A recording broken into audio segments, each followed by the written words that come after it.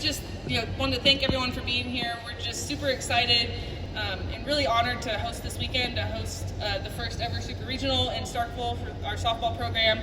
And just really, I think, a long time coming for this team, this program, our alumni, just the excitement that we've seen from them all week long and really all season long. They've been our biggest supporters. They've been back for alumni weekends, unofficial alumni weekends.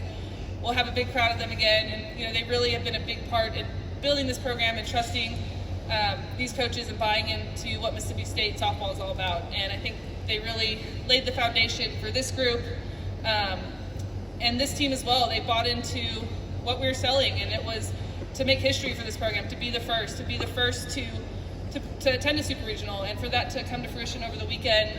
Just so excited for them to experience what postseason softball is all about the longer you play. And we're looking forward to a great crowd. I know everyone here at Mississippi State has really been working hard and long hours to make this happen, and so excited to see what's going on in the outfield and all around to really accommodate as many people as we can for this weekend's games.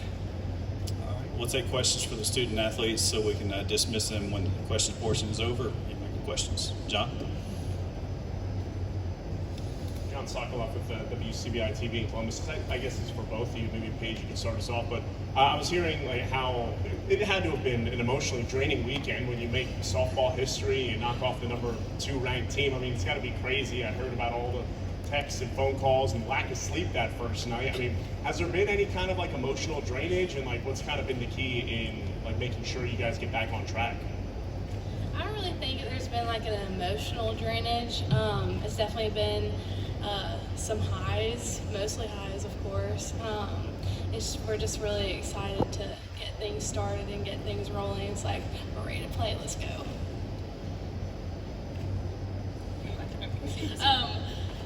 It's something that we're going to carry over. It's definitely been kind of a roller coaster of emotions just from having so many highs, but we haven't really hit any lows. But we've just tried to work on continuing that momentum and bringing it in to practice every day this week, to lifting every day this week, just continuing that on and just working together to accomplish a goal that we've set out to make it happen. And so we've just been working really hard towards that goal. Theo? Theo Durison, Commercial Dispatch. Yeah, it was announced yesterday that you guys are getting a new indoor facility. Whether or not you're there to enjoy it, what does that mean for this program? To both of the players. Okay.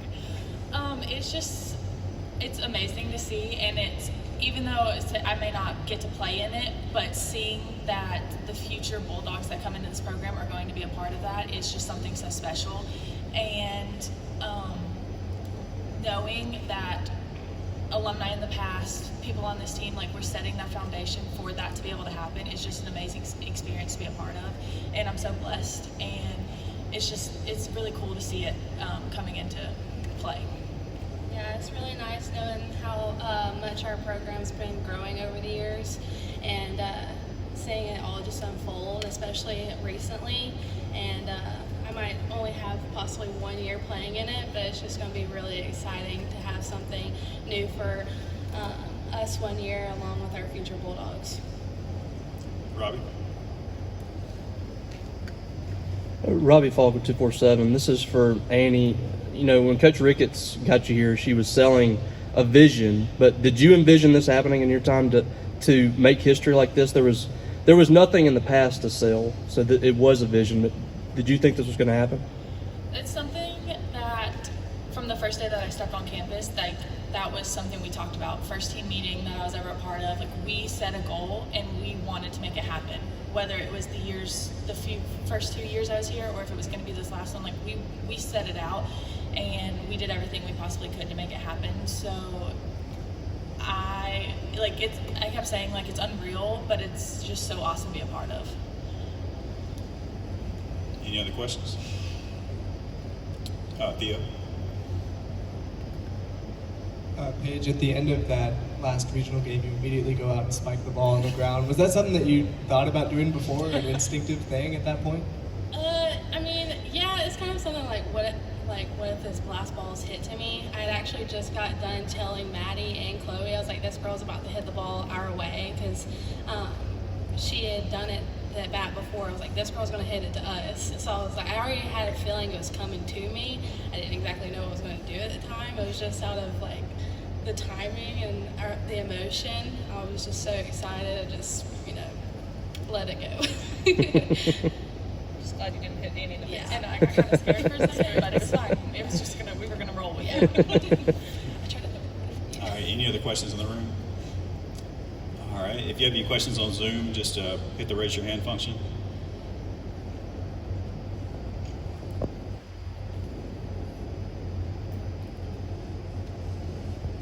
Not seeing any questions on there. So you ladies are dismissed. Coach, you got to stick with me. Okay, all right, we got Javier. Yeah, I'm around Sports News. I can't really see you guys. There's no video, so if you answer, if they say your name, I can hear Coach. Maybe just ask Coach a question. Playing Arizona, the tradition they have, the history they have. Just talk about that, how much that might affect your team and maybe they'll look at this series. Yeah, we know going into this series and playing a very storied program like Arizona Wildcats, really it's an honor to be in a super regional against a program with the type of history that they have. And, I know for me and for a lot of these girls on the team, we grew up watching them play in the World Series. And just for a program that's been there year after year, I think we have a lot of respect for them. And, that is our goal as a program as well, is to be a team that is in a super regional and working for a World Series year after year.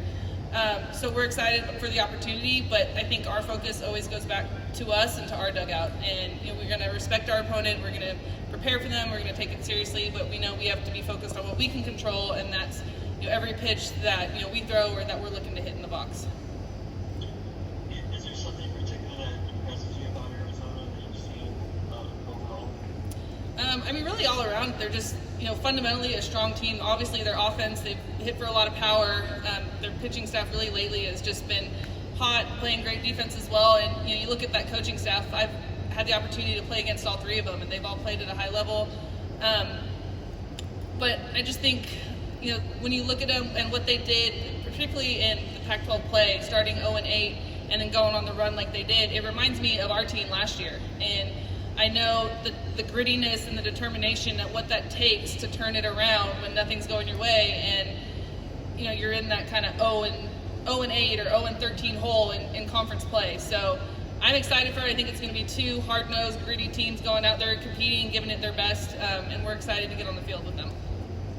Any more questions for the student athletes on Zoom? Any more questions for the student athletes on Zoom? Ladies are dismissed. Coach, you got to stick with me. All right. Yeah. All right, we'll take questions for the folks in the room. Parrish Alford, we'll start with you. Parrish Alford, Daily Journal, Tupelo. Coach Ricketts, you guys have been to the regionals a lot. What's the difference in this team that was not able to take that extra step and the others? What's the difference now? I think this team is a testament to the teams that have all been there before. And, we talk a lot about learning from the past, whether it was our games our first weekend out, to our games last season, to our games a few years ago. And 2018 was the first year that we even played on a Sunday in a regional. And that team was the first to do that. We were able to do it again. We wanted to get back to Sunday in a regional. We did that in 2019. We did it in 2021. So we knew the next step was to win a game on a regional championship Sunday in a regional game. So I think it was taking those experiences, learning from it, and understanding that we weren't satisfied just setting that history for the program. And I think around the same year is the first time we won a game in the SEC tournament, and now we've done it back-to-back years as well. So a lot of it is learning from the past and using it to grow and push us forward and set new goals. And I think this team's done a really great job with that. It's been really the message since weekend one, when we went out and faced number 1 Oklahoma and at the time number 3 UCLA that first weekend, and it did not go well for us. But that was the point. We wanted to challenge ourselves. We wanted to test the team and see where we're at and come home, and we weren't going to forget about the losses. We were going to learn from them and see how we could grow and get better so that we were ready for SEC play. Robbie? And Coach, having said all that, I mean, you come in here and you're trying to build a foundation, a program. There's been some success here, but nothing like this. What's it mean to you as a coach that you were assistant coach and work your way up to head coach, build this, recruiting classes, you build this roster, to see this history? What's that mean to you? Just so proud of this program, of this team, and of the past teams. Thankful for all of these young women who bought in to the belief and to Mississippi State and Mississippi State softball, and kind of did the work in the dark for this moment right here. And I just think it's a testament to the belief and of the athletic department as well to build us that brand new stadium in 2016 that helped us recruit these players that are on this team as well. And just continuing to push forward in all aspects, recruiting, facilities, and on the field. I think it's exactly what you work for. And now everybody sees the good days and the wins and all the highs, but there's a lot of lows, a lot of tough days behind it that really I think we had to work for and through to get to this moment. Danny P. Coach, you mentioned facilities, and Theo asked the girls this question. What, and I read your statement, but what kind of, just a little bit more, your thoughts on the new indoor facility they're planning? Oh, we're so excited for it. It's been in the works for a while now, and we kind of, back and forth on different ideas, locations and everything, and ultimately the decisions with everyone, from John Cohen and everyone in between was, let's do this right, let's do it the right way, and do something we're going to be proud of. And I think that's where we came up with this final design that we are going to build, and it's going to have everything possible that we need in there. Team meeting rooms, nutrition station, the training room, cold tubs, everything right now that we don't have on site that we're having to kind of walk around campus to get to. Just one stop for softball and softball only. And another way to us to continue to show recruits that they can come to Mississippi State and be great in this environment and with these facilities and this administration that's really going to buy into this program. Theo. Theo Duras at Commercial Dispatch. Yeah, you just mentioned that recruiting. What do you think hosting a super regional, being on national TV, can do for recruiting for this program? I don't know if I've really quite grasped all that yet, but I think it definitely is going to be huge, and it's a big moment for us to kind of put Mississippi State softball, put that name out there with the recognition that we are and will receive through the weekend. But we have a lot of really good recruits coming in that we've worked hard. Coach Josh Johnson, Tyler Bratton, huge part of our recruiting. They are grinding out there pretty much year-round on it. And I think they've got a lot of kids that really buy into us, to this program, to the idea of player development, to getting better and not just coming in and being satisfied with where they're at. And they're gritty. They've kind of got that chip on their shoulder mentality that we've been playing with because maybe they've been overlooked. And, I think we still want to keep that same type of player. We're not trying to change what we're looking for because we know what works for us and what types of players fit in well with our program. But I think now it'll definitely be a little bit of a bigger stage, and we'll have a little bit more that we can put out there in the recruiting process. Jason. Coach, early in the season you had some defensive struggles. That's not unusual for a lot of teams early on. But what has been the biggest attribute to your team getting so much better out in the field as of late?